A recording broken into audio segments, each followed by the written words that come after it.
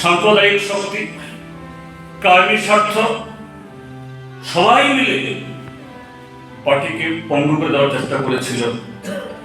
সেই 88 থেকে 92 নিশ্চয়ই একা শুধু কমরেড কেশব মজুমদার নয়, গোটা পার্টি 3 শতাধিক শহীদের আত্মবলিদানের বিনিময়ে আবার পার্টি উঠে দাঁড়িয়েছে। কাজে আজকের দিনে যদি আমরা দেখি, এখনকার যারা শাসক দল তার হিন্দু রাষ্ট্র নির্মাণের কথাই বলুন, বা আজকে অমৃতকাল, বিকশিত ভারত, এই রাজ্যের মধ্যে সুশাসনের কথা যাই বলুন, তাদের সমস্ত নির্মাণ, তাদের সমস্ত তার ভিত মিথ্যার উপর দাঁড়িয়ে। আমরা যখন মাথা উঁচু করে তাদের সামনে দাঁড়িয়ে চোখে চোখ রেখে আমরা বলছি, যে কোনো বিষয়ে হোক তোমাদের এই সমস্ত লম্বা চূড়া যে সমস্ত দাবি বিকশিত ভারতের বা আজকে এই রাজ্যকে রাম রাজ্যের স্বর্গরাজ্যে নিয়ে যাওয়ার, এটা বাস্তবের সাথে খাপ খায় না। মানুষ কিন্তু গ্রহণ করছেন। এই সময়কার অভিজ্ঞতা হয়তোবা নানা কারণে দলে দলে লোকের অংশগ্রহণ সেরকম নেই, কিন্তু যেখানে আমরা যাচ্ছি, আমাদের জনসংখ্যা যাই হোক, আমাদের সেই বক্তব্যের অনুরণন একেবারে শেষ ব্যক্তি যারা আজকে এই প্রত্যক্ষ অভিজ্ঞতায় অভিজ্ঞতা অর্জন করছেন, তাদের কাছে পৌঁছচ্ছে। তাহলে সেই জায়গায় আমাদের প্রয়োজন, আমাদের যে মতাদর্শগত চেতনাকে আরো সুদৃঢ় করার মধ্য দিয়ে কর্মসূচিগত সেরকম দৃঢ়তা নিয়ে এগিয়ে যাওয়ার মানসিকতা নিয়ে কাজ করা। এটা যদি আমরা করতে পারি, আজকে যতই একটা ভাষ্য তৈরি করার চেষ্টা হোক যে না, এই দেশে আগামী 25 বছর এই RSS বিজেপি তারা যে রাষ্ট্র তৈরি করতে চাইছে, এখান থেকে কেউ হটাতে পারবে না, এগুলো তাসের ঘরের মতো নেমে যাবে। তো সেদিক থেকে কমরেড কেশব মজুমদারের জীবন, তার যে কাজের থেকেও আমরা সে শিক্ষা নিতে পারি, সেভাবেই আমরা কমরেড প্রয়াণ বা মৃত্যু, যে কোনো মৃত্যুই দুঃখজনক, কিন্তু প্রকৃতির নিয়মে সকলকে একদিন যেতে হবে। আমরা যদি সেই প্রকৃতিগতভাবে দেখি, কমরেড কেশব মজুমদারের প্রয়াণকে হয়তোবা একটা অসময়ে বা সেরকম কোন ব্যতিক্রমী ভাবে বিদায় নয়, কিন্তু বর্তমান সময়ের নিরিখে আমরা যে ধরনের সময়ের মধ্য দিয়ে আমরা চলেছি, বহুমুখী আক্রমণের সম্মুখীন আমরা হচ্ছি, সেই সময়তে এরকম একজন কমরেড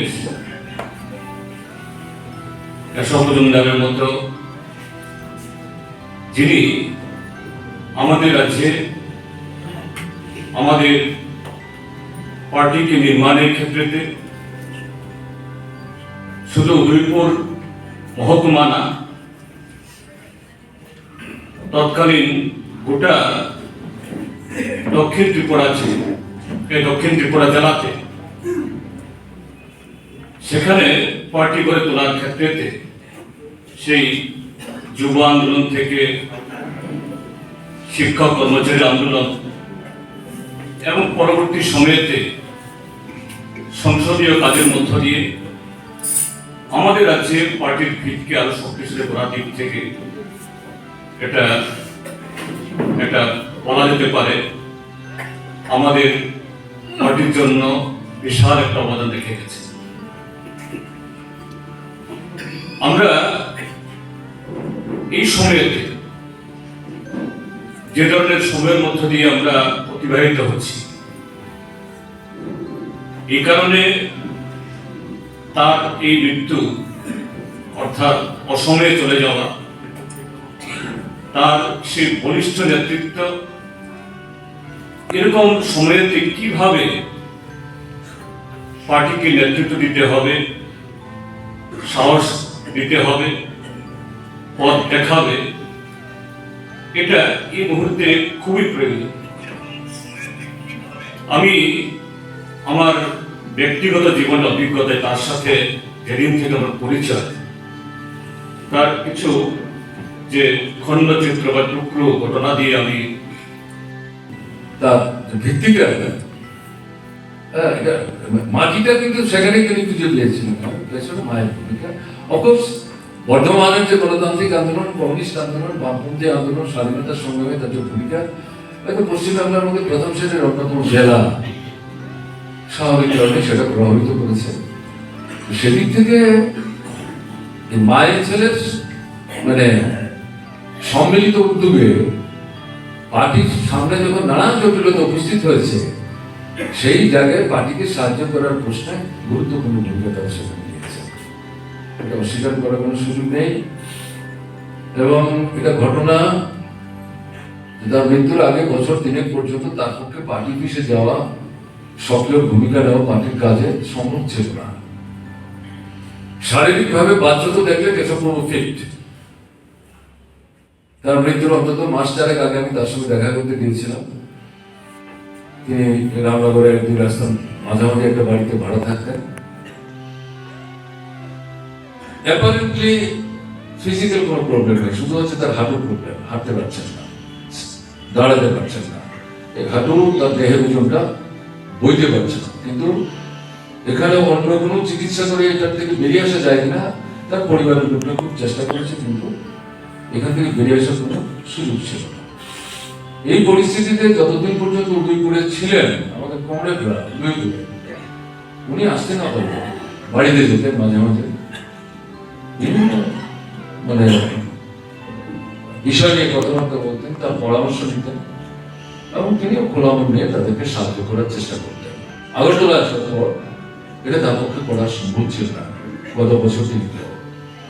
তারপরও আমি লক্ষ্য করতাম মাঝে মাঝে উদয়পুরের নেতারা আসতেন, মানে বিশ্বাস যখন সেক্রেটারি ছিলেন তিনি আসতেন, যেতেন, কথা বলতেন, আর 2-4 জন তারা যেতেন, কথাবার্তা বলতেন, তার থেকে পরামর্শ নিয়ে যেতেন।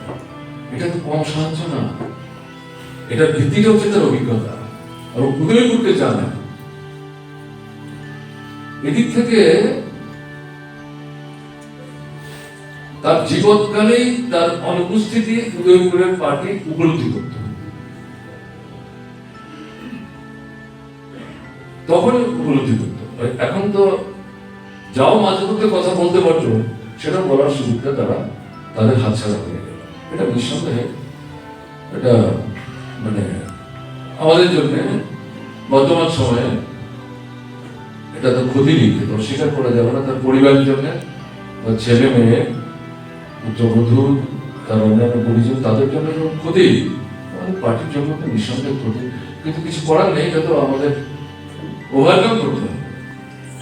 তো ওভারকাম করতে গেলে পরে কেশববাবুর যে গুণাবলীগুলির কথা এখানে বলা হবে, এগুলো থেকে তো আমাদের শিক্ষা নিতে হবে। আমরা তো শুধু এখানে ফর্মুলা দেওয়ার জন্য আসি, আর তার যে সৎ গুণাবলীগুলি যেগুলো উল্লেখ করার চেষ্টা করবো, এটা শুধু বলার জন্য আর শোনার জন্য।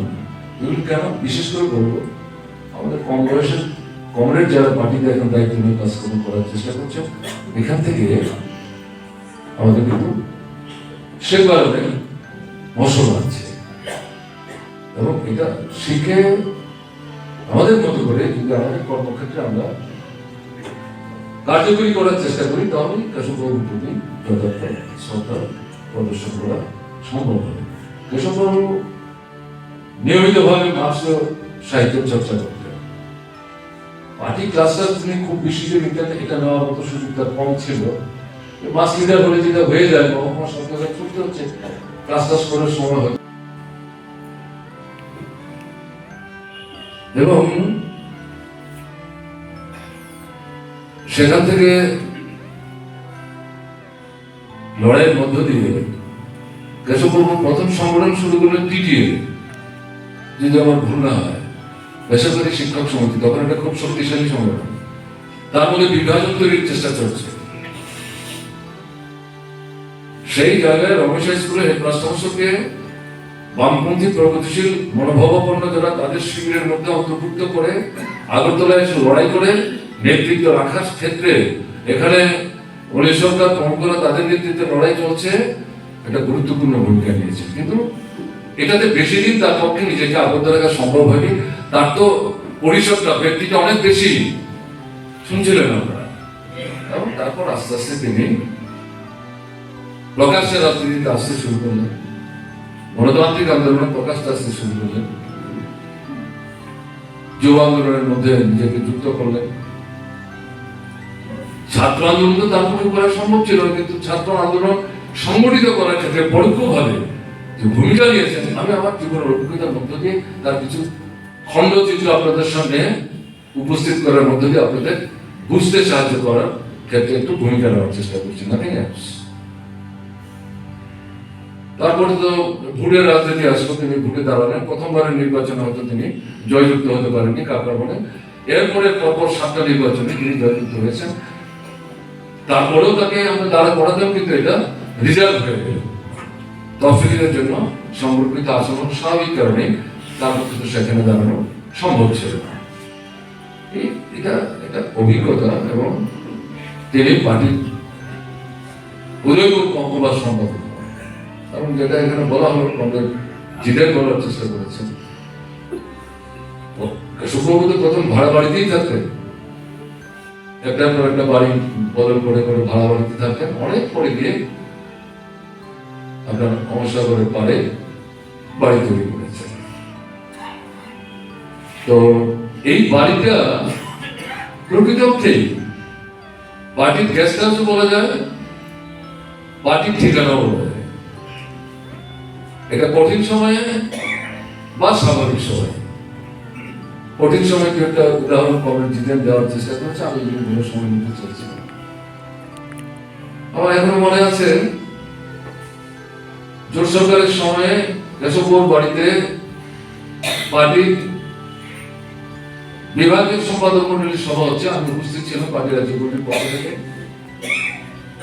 তখন বই পাওয়া যাচ্ছিল না, কালোবাজারি চলছিল, দ্বিগুণ দাম। টেক্সট বইয়ের যা দাম তার কয়েক গুণ বেশি হচ্ছে তার নোটবুকের। নোটবুক না দিলে টেক্সট বুক বিক্রি হতো না। সেই সময় আন্দোলন চলছে ছাত্র ফেডারেশনের ডাকে। সেই আন্দোলনে ছাত্রদের একটা মিছিল মহকুমা শাসকের অফিসের সামনে গেছে, একটু উত্তেজনার বহিঃপ্রকাশ ঘটে, গুলি চলে, একটা ছাত্র সেখানে প্রাণ হারায়। কেশবপুর বাড়িতে আমরা তখন মিটিং করছি, সেখানে খবর আসে, মিটিং বন্ধ করে সেখান থেকে আমরা দলবদ্ধভাবে কেশবপুর সহ সেই জায়গায় আমরা ছুটে যাই। তখন তার বাড়িতেই মিটিং, পার্টি অফিস নাই। মোটরস্টাকে পার্টি অফিস ছিল একটা হোটেল বাড়ির পাশে, দুতলা বাড়িতে, সেটা বন্ধ রাখতে হয়েছে। এটাকে ভিত্তি করে নজির বিষয়ের বিরুদ্ধে নানা রকম ষড়যন্ত্র, সন্ত্রাসবাদীদের সঙ্গে যুক্ত, পুলিশের ড্রেস পাওয়া যায়, এগুলি তারাই রেখেছে মামলা সাজাবার জন্য। ওই মিটিং এ নরেশও উপস্থিত ছিল, এবং 4 থেকে 5 জন কমরেড পরবর্তী সময় যারা উদ্যোগ করে পার্টি নেতৃত্বে চলে আসেন, তারা বাড়ি ঘরে থাকতে পারছিল না, তাদের বাড়িতেই খুন করার চেষ্টা হয়েছে। এমনকি ঘরের কারে গিয়ে আশ্রয় নিয়েছেন, এই কারের মধ্যে কলম দিয়ে খুঁচিয়ে লোক আছে কিনা খুঁজে বের করার চেষ্টা করছিল বিষ্ণু দত্ত। মানে বহু কষ্টে নিজেকে রক্ষা করতে পেরেছেন। এই তাদেরকে কেশবপুর বাড়িতে জায়গা দেওয়া হয়েছে, তারা ওই ঘরে থাকতেন, ওই ঘরে আমরা মিটিং করছিলাম, সেখানেই ঘটনা। তো পরবর্তী সময়ে তিনি কৃষক সভা একটা অল্প সময়ের জন্য করেছেন, কিন্তু মূলত উদয়পুরের যে পার্টি, সেই পার্টিটাকে গড়ে তোলার ক্ষেত্রে গুরুত্বপূর্ণ ভূমিকা নিয়েছে। পরে গিয়ে দেখলাম তিনি তো শুধু তবলা বাজাতে পারেন ঘটনা তা না, তিনি তো ভালো গানও গান, গাইয়েও তিনি। এবং আজকে আমি বলছি খোলাবল নিয়ে, গানের সুবাদেই কিন্তু প্রভাদীর সাথে কেশববাবুর সম্পর্ক। প্রভাদীও গান গাইতেন। প্রভাদীর বাড়ি থেকে কেশববাবুদের বাড়ি মাঝখানে একটা ছোট পুকুর, এটা পানা পুকুরের মতো, এটাতে কেউ স্নান করতে পারতো না, কিন্তু ভালো মাছ ছিল। উদয়পুরের পূর্ব বাজারে দুটো বড় হোটেল ছিল, একটা হোটেলের মালিক ছিলেন আসলাম বলে হোটেল ট্রাইবেল, তিনি ভালো সেজার বাজারে। এই পুকুরটার মালিক ছিলেন তিনি। এটার একটা পাড়ে ছিল কেশববাবুর ভাইয়ের বাড়ি, যেখানে তিনি পশ্চিমবাংলা থেকে ত্রিপুরায় প্রথম আসেন, উদয়পুরে প্রথম যান, সেখানেই তিনি প্রথম উঠেন। ওই বাড়িতে গিয়ে তার কাছে আমরা অঙ্ক করতাম প্রাইভেট, কিন্তু আমার পরিবারের পক্ষে তাকে বেতন দেওয়া সম্ভব ছিল না, তিনি কোনোদিন টাকা চাইতেন না। ওখান থেকে প্রভাতীদের বাড়ির দূরত্ব হচ্ছে পুকুরের এই পাড়ার ওপার, ওখানে গাছ বাজার আসর বসতো, এখানে আসা যাওয়া করতো। প্রভাতী একটা প্রাইমারি স্কুলের শিক্ষিকা ছিলেন, তাদের পরিবারের সাথে আমাদের নিবিড় সম্পর্ক ছিল। এই সুবাদে তাদের মধ্যে একটা নৈকট্য গড়ে উঠে পরবর্তী সময়ে বিবাহের সম্পর্কে তারা আবদ্ধ হন, পরিবার গড়ে তোলেন। ভালো গান গাইতেন কেশববাবু। তারপর দেখা গেল তিনি বেহালাও বাজাতে পারেন। আমি একটা একটা করে বলছি। আমরা স্কুলের ছাত্ররা গান করতাম, বিশেষ করে রবীন্দ্র শতবার্ষিকীতে বিভিন্ন স্কুলের টিম টাউন হল একটাই আমাদের, এখন যেখানে পাকা বাড়ি, তখন পাকা বাড়ি ছিল না, প্রত্যেকটা স্কুলের জন্য আলাদা আলাদা করে দিন ধার্য ছিল, মাস্টারমশাইদের জন্য আলাদা করে নাটক করার ব্যবস্থা ছিল। উদয়পুরের মাস্টারমশাইদের যে নাটকের টিম, তাতে দেখা গেল কেশববাবু অভিনয় করছেন। ভদ্রলোক তো কালচারাল ফিল্ডে প্রায় সমস্ত দিক থেকে দক্ষ। তারপরে গিয়ে দেখা গেল ক্রিকেট খেলার মাঠে ব্যাট যতটা ভালো করতেন তার থেকে বেশি বল ভালো করতেন। তিনি বেস্ট বোলার ছিলেন না, ফাস্ট বোলার ছিলেন না, স্পিন বল করতেন। এবং আমাদের কাছে যেটা তিনি আকর্ষণ করতেন, তিনি যে বলটা থ্রো করতেন, তার মানে বলটা কিভাবে ধরছেন এটা ব্যাটসম্যান যাতে বুঝতে না পারে, এটা এমন ভাবে গোপন করে তিনি বলটা থ্রো করতেন, এটা একটা অসাধারণ গুণ ছিল। আমি এটা লক্ষ্য করতাম খেলার মাঠে। তিনি আমাদের নিয়ে খেলাধুলা করতেন, অন্যান্য মাস্টারমশাইদের সাথে। কেশববাবু একা আমি বলছি না, অর্থাৎ একাধারে একজন সফল শিক্ষক, সাংস্কৃতিক কর্মকাণ্ডের সাথে নিবিড় এবং ব্যাপৃতভাবে যুক্ত, খেলার মাঠে ছাত্র শিক্ষক সকলের সাথে মিলেমিশে একাকার। এর মধ্য দিয়েই কেশববাবু ধীরে ধীরে উদয়পুরে নিজের একটা স্থান তিনি করে নেন। এই সময় কিন্তু তার সাথে রাজনৈতিক সম্পর্ক সেভাবে গড়ে উঠেছে আমাদের তা না। উদয়পুরে খাদ্য সংকট তৈরি হয়েছে, 67-তে জিনিসপত্রের দাম ভীষণভাবে বাড়ছে, রেশনে জিনিস পাওয়া যাচ্ছে না, কালোবাজারে বেশি দাম দিয়ে কিনতে হয়। সেই সময় আন্দোলন গড়ে ওঠে, আমরা তার সাথে যুক্ত হই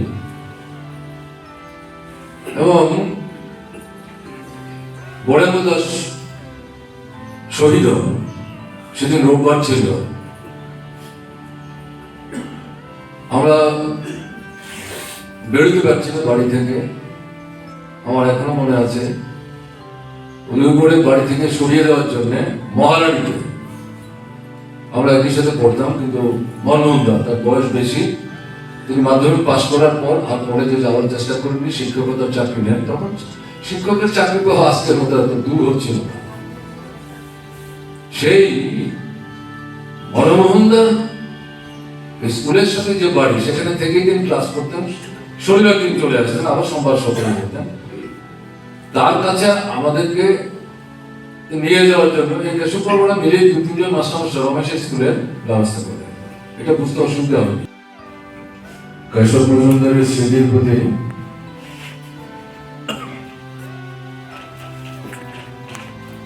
গভীর শ্রদ্ধা নিবেদন করছে। তার পুত্র, তার কন্যা এবং পরিজন, তাদের সকলের প্রতি আন্তরিক সমবেদনা জ্ঞাপন করছে।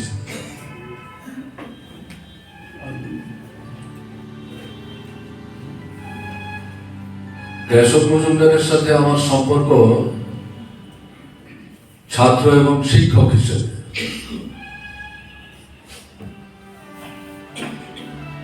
আমি উদয়পুর রমেশ হাই স্কুলের ছাত্র ছিলাম সে সময়। উমাকান্ত স্কুলে পড়ার সময় ক্লাস 8-এ যখন আমি উত্তীর্ণ হই, মাঝামাঝি সময়ে আমার জন্মস্থান উদয়পুরে ফিরে যাই এবং রমেশ হাই স্কুলে ভর্তি হওয়ার সুযোগ পাই।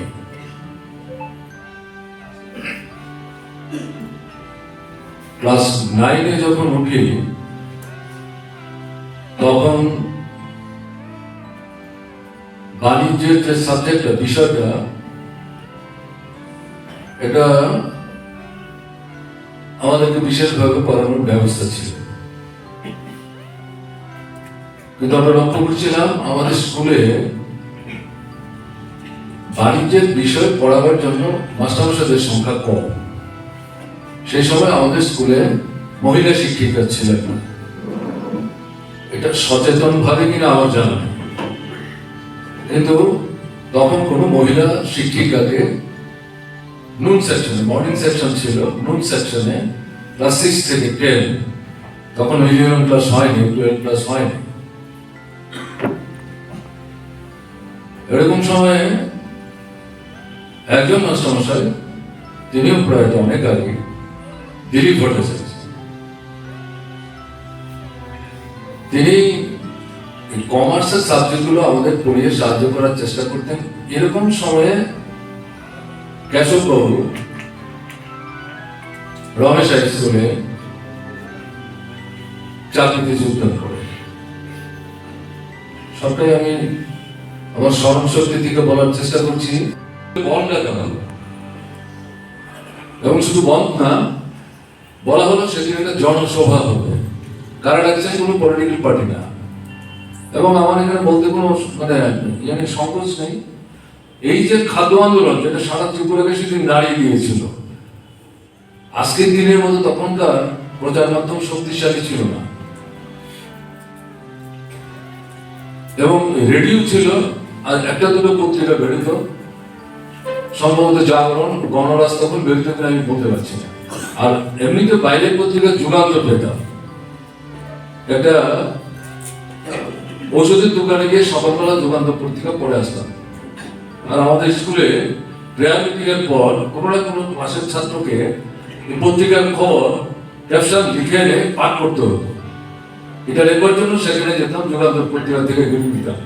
যাই হোক, সেই সময়ে এই উদয়পুরের এই যে আন্দোলন, খাদ্য সংকট বা জিনিসপত্রের দরদাম বৃদ্ধি, এটা শুধু উদয়পুরের জন্য সীমাবদ্ধ ছিল না, সারা ত্রিপুরাতে এই জিনিসটা চলছিল। সচিন্দ্রলাল সিংহ ছিল তখন মুখ্যমন্ত্রী। যাই হোক, কমিউনিস্ট পার্টি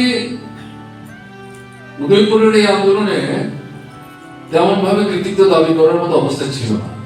আন্দোলনটা মূলত জনগণের ক্ষোভ বিক্ষোভের বহিঃপ্রকাশ যখন নানাভাবে করতে শুরু করলো, স্বতঃস্ফূর্ত ভাবে আন্দোলনটা বিকশিত হতে হবে।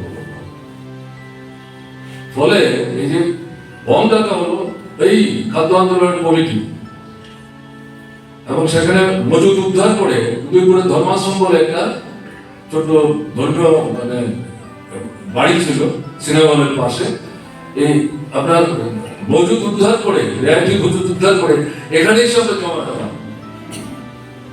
এগুলো কতদিন জমা রাখবো? এগুলো তো বিক্রি করতে হবে, তারপরে যাবে কোথায়? এই কেশববাবুদের পরামর্শে নিয়ে একটা দাম ঠিক করে মাইক করে এই দাম দাঁড়িয়ে দেওয়া হবে। বাজারের চাইতে কম দাম। দেখা গেল 2 দিনে সমস্ত জিনিস উজাড় হয়ে গেছে, আর সেই জিনিসগুলি বাজারে পাওয়া যায় না। প্রচন্ড সংকট তৈরি হলো। তাতে উদ্যোক্তারা জনগণের রুদ্রবিষের সম্মুখীন, প্রায় মার খাওয়ার মতো অবস্থা।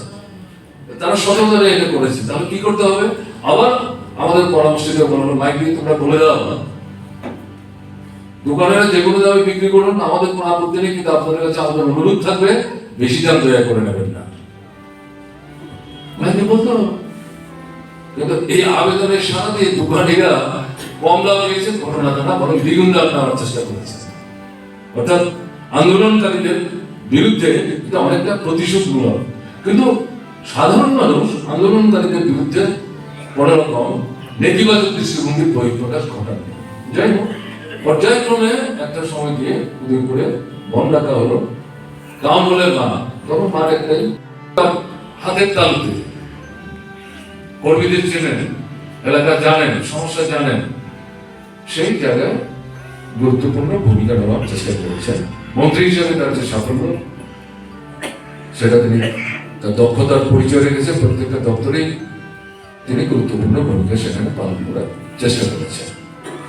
এবং এখানে যেটা না বললে অন্যায় হবে, কেশববাবু হিসেবে গড়ে ওঠার পেছনে তার মায়ের অবদান সবচেয়ে বেশি আমার মনে হয়েছে। এই মাকে দেখেছি একদিকে রান্না করছেন, আরেকদিকে আমাদের আন্দোলনের পোস্টার লিখছেন। অদ্ভুত ঘটনা। কোন মহিলাকে পোস্টার লিখতে প্রথম আমি এটা দেখি, কারণ আমাদের মহিলারা মায়েরা সে সময় পোস্টার লিখতেন না। ঘটনাটা আমার চোখে পড়ে। কেশববাবুর মাকে আমি দেখছি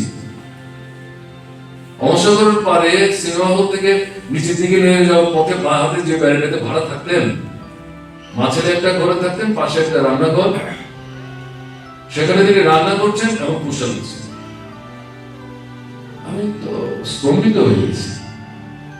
দাঁড়িয়ে আমি লক্ষ্য করছি একটা বাঁশের কঞ্চি, তার মধ্যে ন্যাকড়া জড়ানো, আলতা দিয়ে তার মতো করে তিনি পোস্টার লিখে দিচ্ছেন, রান্নাও করছেন। মা ছেলের মধ্যে যে পলিটিক্যাল বন্ডিং, এটা না থাকলে পরে যে লড়াইয়ের মধ্য দিয়ে পরিবারটাকে একটা জায়গায় নেওয়ার চেষ্টা করেছেন খাওয়া পড়ার প্রশ্নে, এবং তার সঙ্গে যে রাজনীতি, এটা সবটাকে মোকাবেলা করে এরকম জায়গায় আসা কেশব মজুমদারের পক্ষে অতটা সহজ হতো। মায়ের অবদান মানে অসাধারণ। এটা আমাদের এখনকার জীবনের অভিজ্ঞতা, যেখানে বাবাদের কিছু বিরক্তি আছে হয়তো, কিন্তু মা যদি স্ট্রং একটা স্ট্যান্ড নেন ছেলে বা মেয়ের পক্ষে রাজনীতি করার প্রশ্নে, সেখানে রাজনীতি করতে অসুবিধা হয় না। প্রথম দিকে একটু অসুবিধা হয়, পরে পরিবারে সেই ছেলে বয়সে যতই কম হোক না কেন, সেই পরিবারের কর্তা হয়েছে।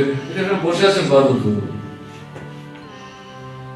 তিনি কিন্তু পরিবারের বড় সন্তান না, তার বড় ভাই এখনো জীবিত আছেন, খুব অসুস্থ, বড় বোনরা আছেন, ছোট বাবা প্রায় গালাগালি করতেন, এই বাড়িতে গেলেই থাকতাম, বিলনে এটাই ছিল ঠিকানা। কিন্তু শেষ কথা শেষ পর্যন্ত বাদল চৌধুরী বলতেন, বাড়ির যে কোনো বিষয়, মানে পারিবারিক সমস্ত কিছু। এই অভিজ্ঞতা থেকে আমি বলছি, আলটিমেটলি পরিবারের যদি একজন কমিউনিস্ট ডেভেলপ করে, বয়সটা বিচার্য বিষয় নয় পরিবারের কাছে, অভিভাবকদের কাছে, এটি হচ্ছে পরিষ্কার যে তার কোনো পার্সোনাল ইন্টারেস্ট নেই। সে যাই বলবে সামগ্রিক স্বার্থের কথা ভাবনা রেখে প্রত্যেকের যাতে ভালো হয়, মন্দ না হয়, ক্ষতি না হয়, সেদিক থেকে সে পরামর্শ দেবে। আমি তো বাবুদার পরিবারের ক্ষেত্রে আমি বলবো যে এটা আমার চাক্ষুষ করা। তো যাই হোক, সেদিক থেকে কেশববাবুর ক্ষেত্রে কেশববাবু মায়ের অবদান, যে বর্ধমান চলে আসেন বাবার মৃত্যুর পর 6 বছরের মাথায়, এবং সবাই মনে করেন যে কেশববাবুর জন্ম বর্ধমান। আমারও ধারণা ছিল আজকে যদি দেশের কথা আমি না পড়তাম, আমাদের উদয়পুরের কমরেডের যে দিনাল খুব ভালো লেখা লিখেছে, অভিযোগের রেফারেন্স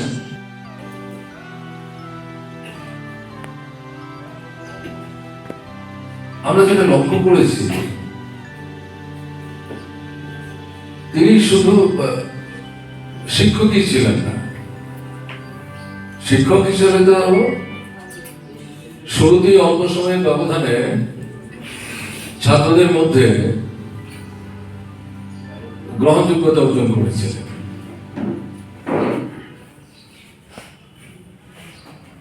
তিনি কমার্সের সাবজেক্টগুলো যখন পড়াতেন তখন একটা বিশেষ সাবজেক্ট ছিল আমাদের সমাজবিজ্ঞান, সোশ্যাল স্টাডিজ। এখন আর এটা পড়ানো হয় না, অনেক আগে তুলে দেওয়া হয়েছে। কেশববাবু আমাদের ক্লাস 9-এ যখন আমরা পড়ি এই সাবজেক্টটা তিনি পড়াতেন অন্যান্য কমার্সের সাবজেক্টের পাশাপাশি। আমার অন্তত নিজের অভিজ্ঞতার কথা আমি বলছি, এই সাবজেক্টটা পড়াতে গিয়ে অন্যান্য সাবজেক্ট পড়াবার সময় তিনি যতটা মানে নিজেকে উৎসাহিত করার চেষ্টা করতেন, কিন্তু এই সাবজেক্ট পড়াবার সময় আমার মনে হয়েছে যেন তিনি দ্বিগুণ উৎসাহ নিয়ে আরো ব্যাপক পরিসরে এই সাবজেক্টটা ছাত্রদের সামনে উপস্থিত করার চেষ্টা করতেন। কারণ এটা এমন একটা সাবজেক্ট, এটাতে বিজ্ঞান আছে, ভূগোল আছে, খনি আছে, নদী আছে, সমুদ্র আছে, অর্থনীতি আছে, সমাজনীতি আছে, অর্থাৎ রাজনীতি সবকিছু মিলিয়ে আমাদের দেশের সংবিধান থেকে আরম্ভ করে সমস্ত বিষয়। এবং তখনই আমার অন্তত উপলব্ধির মধ্যে এসেছিল এই মাস্টারমশাই তো শুধু মাস্টারমশাই না, তিনি শুধু পরীক্ষা পাশের জন্য তো আমাদের সাবজেক্টের পাঠ দিচ্ছেন না, তিনি তো এটার মধ্য দিয়ে আরো অনেক কিছু বলার চেষ্টা করছেন, অনেক দূরে আমাদের দৃষ্টিটাকে নিয়ে যাওয়ার জন্য তিনি চেষ্টা করছেন। অর্থাৎ তিনি শ্রেণীগত দৃষ্টিভঙ্গি নিয়ে শ্রেণী রাজনীতি উপস্থিত করছেন, এটা বুঝবার উপলব্ধি তখন আমার হয়নি। আমি তখন রাজনৈতিক বিষয় সম্পর্কে সচেতন না, কিন্তু তখন মনে হতো অন্যান্য মাস্টারমশাইরা যা পড়া কেশববাবু যেন একটু আলাদা। তখনই কিন্তু চোখের মধ্যে এটা আসে। আমি আমার নিজের উপলব্ধির কথা বলছি। তারপরে যেটা লক্ষ্য করলাম, তিনি ভালো তবলা বাদক ছিলেন। আমাদের স্কুলে দুর্গাপূজার ছুটির আগে, আমি রমেশ স্কুল বলছি, আমি এখনো দাবি করি এটা আমাদের স্কুল, যদি আমি 3 বছর পড়েছি, 8, 9, 10। স্কুল জীবনের সমস্ত অভিজ্ঞতা এবং আনন্দ এই স্কুলেই আমি পেয়েছি এবং ভোগ করেছি, এটা অস্বীকার করার কোনো সুযোগ নেই। আরেকটা বক্তৃতা তিনি লিখে দিয়েছেন আমাকে, বিতর্ক প্রতিযোগিতা। এটা অনেকে মনে করতে পারেন যে আপনি কেশববাবু বলতে আপনার নিজের ইতিহাস করছেন, ওটি ঘটনা না, তার সাথে কেশববাবু বিশেষভাবে জড়িত এবং তার মধ্যে যে একটা দৃষ্টিভঙ্গি, এটা বুঝবার জন্য বলছি। আজকের দিনের মাস্টারমশাইরা অনেকেই এগুলো ভাবেন না, পড়েন না, পড়তে বললেও তারা করবেন, আমার তো বিশ্বাস না, মানে আত্মকেন্দ্রিক আমার একটা জায়গায় চলে গেছে। তখন উদয়পুরে সমস্ত স্কুলের ছাত্রদের মধ্যে প্রতিযোগিতা হবে, এখান থেকে আগরতলায় রাজ্যের প্রতিযোগিতা অনুষ্ঠিত হবে আমাদের স্কুলে। উদয়পুরের যে প্রতিযোগিতা, সাবজেক্ট এখন আমার মনে আছে, সমবায়ের পক্ষে এবং বিপক্ষে। এবং কেশববাবু বললেন তুমি বিপক্ষে বলবে, তুমি কি বলবো, আর সমবায় কি, ঠিক তো আমি ভালো করে জানি না, বুঝি না, বসলো। তারপরে বিপক্ষের বক্তব্য কি হওয়া উচিত এটাও তিনি লিখে দেন। এটা ছিল ফার্স্ট লেখা, এটা পাবেন না, এটা বিতর্ক সভা। এবং এটা ঘটনা, এই বিতর্ক সভায় অংশগ্রহণ করার পর আমাদের মহকুমা থেকে একজনই সিলেক্টেড হয়েছিলেন, আমাকে সেখানে সিলেক্ট করে পাঠানো হয়েছিল। এবং ভিত্তিটা হচ্ছে কেশববাবুর লেখা যে পয়েন্টস। আমি কি করে অস্বীকার করবো, বলেও আজকালের দিনে মাস্টারমশাই এভাবে ছাত্রদের সাহায্য করেন। ক্লাসিক ওনাকে ঠিক কথা, আমি সমস্ত মাস্টারমশাই কথা বলছি না, নিজে বিদ্যালয়ে যে শ্রেণীতে যে সাবজেক্ট পড়া, সেই সেকশনের ছাত্ররা সেই মাস্টারমশাই বাড়িতে যখন প্রাইভেট পড়তে যায়, সেই মাস্টারমশাই সেই ছাত্রগুলিকেও প্রাইভেট পড়া, টাকাও নেয়। আমাদের সময় এটা আমরা ভাবতেই পারি। মানে আমি এই কথাগুলো বলছি, একেবারে গাছটা লাগানো থেকে শুরু করে মালি যেভাবে গাছটাকে বড় করে, তাদের চোখে সেই সময় যারা নজরে এসেছিলেন ভেবেছিলেন, বুঝতে পেরেছিলেন একটু চেষ্টা করলে বোধহয় তৈরি করা যাবে। আমি আমার বাস্তব অভিজ্ঞতা থেকে বলছি, এরকম অনেকেই ধরে ধরে কেশববাবু সহ আমাদের রমেশা স্কুলে সেই সময় প্রায় 6-7 জন মাস্টারমশাই, তারা ছাত্রদের মধ্যে রাজনৈতিক উন্নত চেতনা নিয়ে যেতে তারা আস্তে আস্তে বড় হবে। তখন তারা মার্ক্সবাদ কি, লেনিনবাদ কি, গান্ধীবাদ কি, বামপন্থ কি, কমিউনিস্ট কি, এগুলো না, এগুলিতে ঢুকতেনই না। বাস্তব অভিজ্ঞতা উপস্থিত করে নিজেদের মধ্যে যে ক্ষোভ, ক্রোধ, এগুলিকে সংহত করে এর থেকে বেরোবার জন্য তাৎক্ষণিক পরিস্থিতিতে কি করা দরকার, তখনকার সমস্যার উপর ভিত্তি করে পথ দেখাবার চেষ্টা করতে। এর মধ্যে কেশববাবু রমেশ স্কুলের মাস্টারমশাইদের মধ্যে অত্যন্ত গুরুত্বপূর্ণ ভূমিকা নিয়েছিলেন। আমাকে স্বীকার করতেই হবে, রমেশ স্কুলের সেই সময় যিনি প্রধান শিক্ষক ছিলেন ধীরেন্দ্র দত্ত, তার সান্নিধ্য না পেলে কেশববাবুর পক্ষে এই কাজ করা অত সহজ ছিল না।